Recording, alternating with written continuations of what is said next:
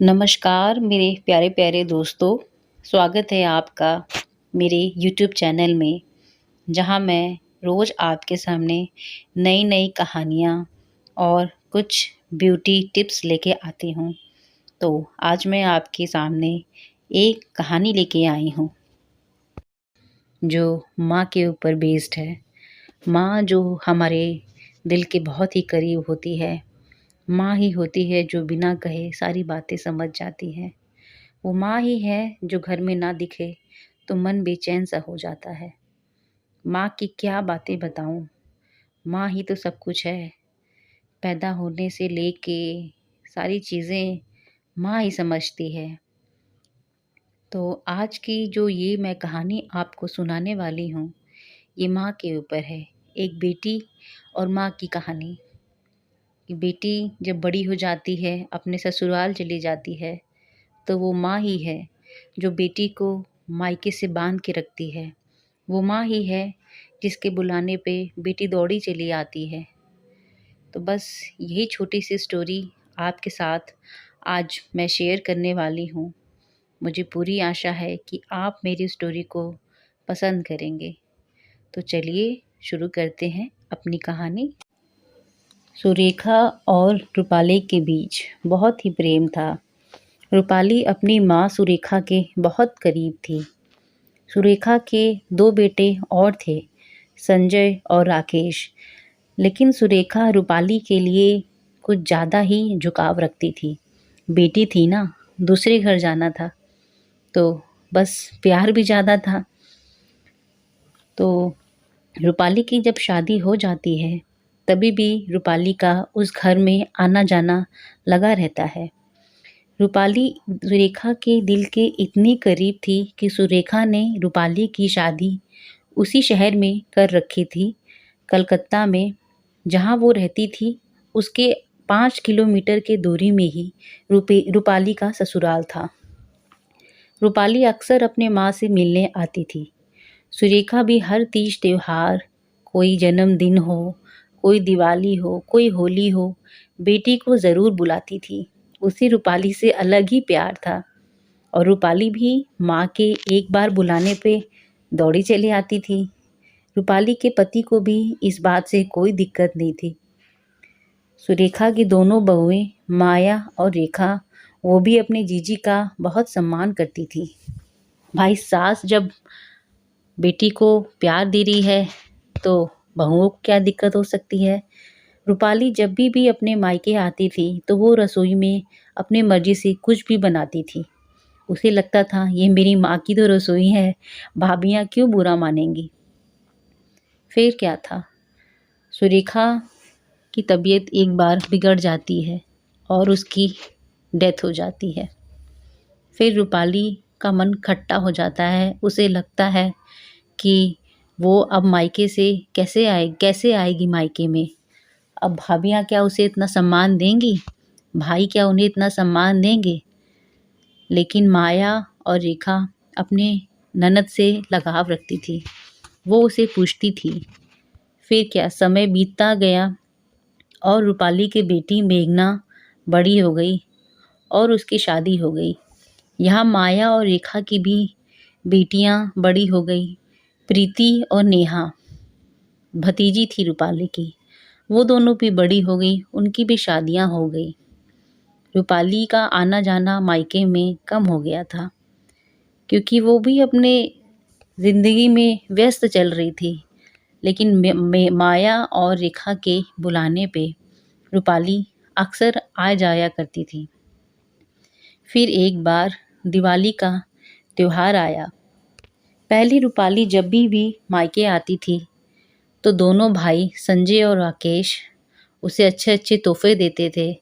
उसकी बेटी मेघना को नए नए कपड़े, मिठाइयाँ, पैसे, बहुत सारी अन्य चीज़ें तोहफे में देते थे। जब सुरेखा जीवित थी तब तो रूपाली को काफ़ी अच्छा भेंट दिया जाता था। लेकिन उसके जाने के बाद भी संजय और राकेश ने रूपाली को खाली हाथ कभी नहीं लौटाया।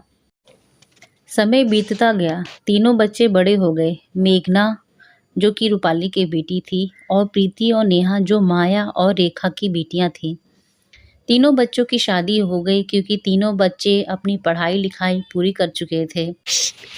मेघना का पति दिनेश किसी अच्छी कंपनी में नौकरी करता था और प्रीति और नेहा के पति भी अच्छी नौकरी करते थे।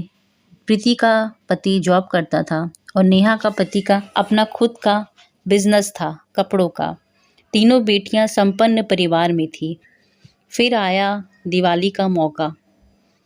रूपाली को माया और रेखा ने दिवाली पे घर बुलाया। बोला जीजी आप भी आइए। मेघना और दिनेश को भी बोला कि बेटा तुम लोग भी दिवाली पे आना। यहाँ प्रीति और नेहा भी अपने पति के साथ दिवाली पे आने वाली थी। फिर क्या था, परिवार में खुशी का माहौल था।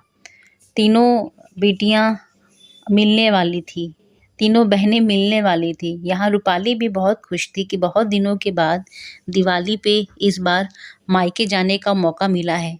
आखिर माया और रेखा ने उसे इतना प्यार से जो बुलाया था। संजय और राकेश भी बहन का बहुत आदर करते थे, बड़ी जो थी रूपाली। फिर क्या था, दिवाली का दिन आ ही गया और रूपाली अपनी बेटी मेघना और दामाद दिनेश के साथ अपने भैया भाभी के घर पहुंची। तो वहाँ उसने देखा कि प्रीति और नेहा पहले से ही आई हुई थी। वो उन्हें देख के बहुत खुश हो जाती है। भाई उनकी भतीजी थी, खुश तो वो होती ही। तीनों बहनें आपस में मिल के खूब हंसी ठटोली करने लगी। ये देख के रूपाली बड़ी खुश हुई और उसे माँ की याद आ गई कि जब उसकी माँ सुरेखा जिंदा थी वो भी इसी तरह पूरे घर में हंसती खेलती रहती थी। बहुत खुश हुई। उसे पुरानी यादें बचपन की जो उसने उस घर में बिताई थी संजय और राकेश के साथ याद आ गई। उसकी यादें ताज़ा हो गई। वो बड़ी खुश हुई कि माँ के जाने के बाद भी सब कुछ वैसा ही है। तो दिवाली का दिन बीता। अगले दिन जब रूपाली अपने घर जाने के लिए तैयार हो रही थी तो दोनों भाभियां आईं और उन्होंने मेघना को और दिनेश को मिठाई दिए, कपड़े दिए और सोने की कान की एक बाली दी। तो रूपाली ने देखा कि ये मिठाई जो उसको भाभीयों ने दी है, ये वही मिठाई है जो उन लोगों को किसी और ने दी हुई थी। उन्होंने कोई अलग से प्रबंध नहीं किया था मिठाई देने का मेघना को। ये देख के वो बड़ी दुखी हुई। कपड़े भी जो भाभीयों ने मेघना को दिए, वो भी पहले से रखे हुए कपड़े थे। उन्होंने कोई नए जोड़े कपड़े मेघना के लिए नहीं मंगवाए थे। दिनेश को तो उन्होंने कोई कपड़े दिए ही नहीं। और पैसे के नाम पे, शगुन के नाम पे उन्होंने उसे सिर्फ 500 रुपए ही दिए लिफाफे में। ये देख के रूपाली बड़ी दुखी हुई। उसे लगा जब मेरी माँ थी तो हमें कितनी अच्छे से विदाई करती थी, कितना आदर सम्मान करती थी। दूसरी तरफ जब प्रीति और नेहा की विदाई का समय आया तो माँ ने उनके लिए पहले से नए कपड़े खरीद रखे थे। संजय और राकेश अपने दामाद के लिए बड़ी दुकान से ताज़ा मिठाई लेकर आए और दोनों बेटियों को सेट भी दिया, गले का सोने का सेट भी दिया और शगुन में दोनों दामाद को 5-5 हज़ार रुपए और बेटियों को 11-1100 रुपए दिए। ये देख के रूपाली का मन बड़ा दुखी हुआ। उसे लगा कि भाभियाँ मेरी बेटी के साथ इतना भेदभाव कर रही हैं। मैं अभी यहीं हूँ। अगर उन्होंने अलग से कुछ ऐसा देना था तो वो बाद में देती। मेरी बेटी क्या सोचेगी? मेरा दामाद दिनेश क्या सोचेगा? ये सोच के रूपाली बड़ी दुखी हुई और फिर उसे याद आई कि अब तो मेरी माँ सुरेखा नहीं है। जब मेरी माँ होती तो ऐसा दिन मुझे नहीं देखना पड़ता। रूपाली बड़ी शर्मिंदा हुई क्योंकि उसका वहाँ दामाद भी था। दिनेश के सामने ये सब हो रहा था, इसीलिए वो बड़ी शर्मिंदा हुई। दिनेश भी समझ गया था कि उसकी सास रूपाली दुखी हो रही है। उसने बोला, माँ अब हमें चलना चाहिए, मुझे ऑफिस भी जाना है। ये कहते हुए मेघना, दिनेश और रूपाली वहाँ से निकल लिए। लेकिन रास्ते भर रूपाली का मन कचोटता रहा। उसे लगा कि आज मेरी माँ सुरेखा जिंदा होती तो ऐसा नहीं होता। संजय और राकेश तो उसके भाई थे, लेकिन उन्होंने भी उसका सम्मान नहीं रखा। उसे बड़ा दुख हुआ। फिर उसे याद आई कि आज माँ होती तो ऐसा नहीं होता। माँ बिना मायका कैसा? आज माँ नहीं है तो मुझे ये दिन देखना पड़ा। माँ ही तो सब कुछ है। तब रूपाली का दिल भर आया और उसने सोचा कि माँ नहीं तो मायका कैसा।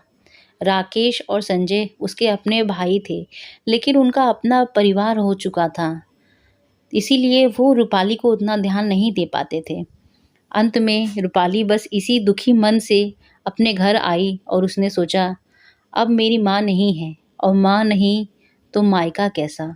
माँ बिना तो मायके में किसी का भी मन नहीं लगता। तो बस आज की मेरी यही छोटी सी कहानी थी। मुझे पूरी आशा है कि आपको मेरी ये कहानी ज़रूर पसंद आई होगी, और अगर आपको ये स्टोरी पसंद आई है तो आप मेरे चैनल को सब्सक्राइब करिए और नए-नए कहानी के लिए मेरे चैनल से जुड़े रहिए।